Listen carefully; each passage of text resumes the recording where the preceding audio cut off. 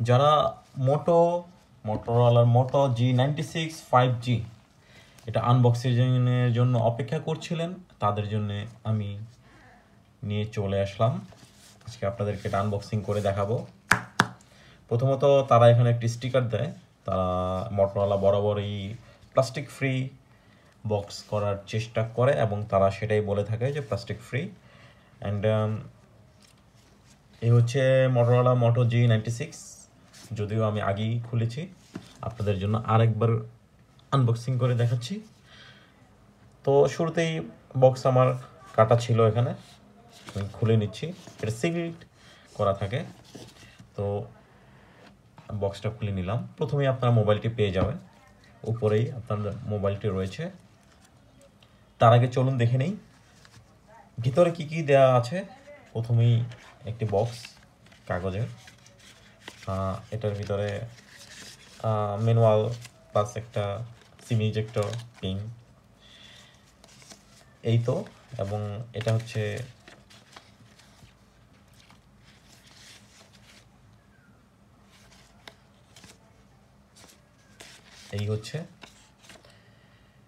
Plastic waste management. ওকে, তারা plastic use করে না।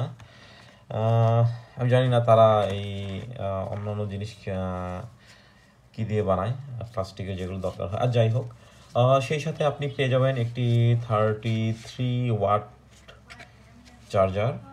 33 ওয়াটের একটি চার্জার আপনারা পেয়ে যাবেন, এবং সেই সাথে আপনারা পেয়ে যাবেন একটি কেবল, সি টাইপের কেবল। অ্যান্ড এই হচ্ছে বক্স।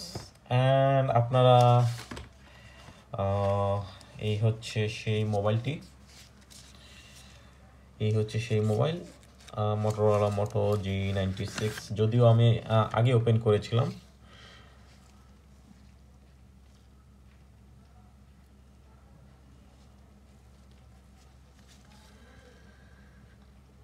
এই হচ্ছে ব্যাক সাইড, লেদারের একটা ফিনিশিং দেওয়া আছে, সেই সাথে নিচে এরকম। অ্যান্ড বাম সাইডে কোনো বাটন বা কোনো কিছুই নেই। সিম ইজেক্টর হচ্ছে আপনার নিচের দিকে, সিম ইজেক্টর নিচে চার্জিং পোর্ট। এখানে হচ্ছে পাওয়ার বাটন, এখানে power button and volume up and volume down, এই দুইটি বাটন।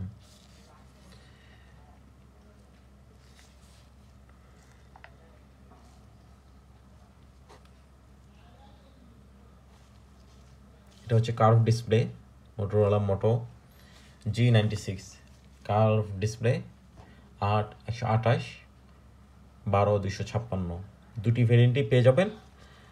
আপনাদের যাদের ভালো লাগে, এটা হচ্ছে গ্রিন কালারের, যার যে এটা আরও কয়েকটা কালার অ্যাভেলেবেল আছে।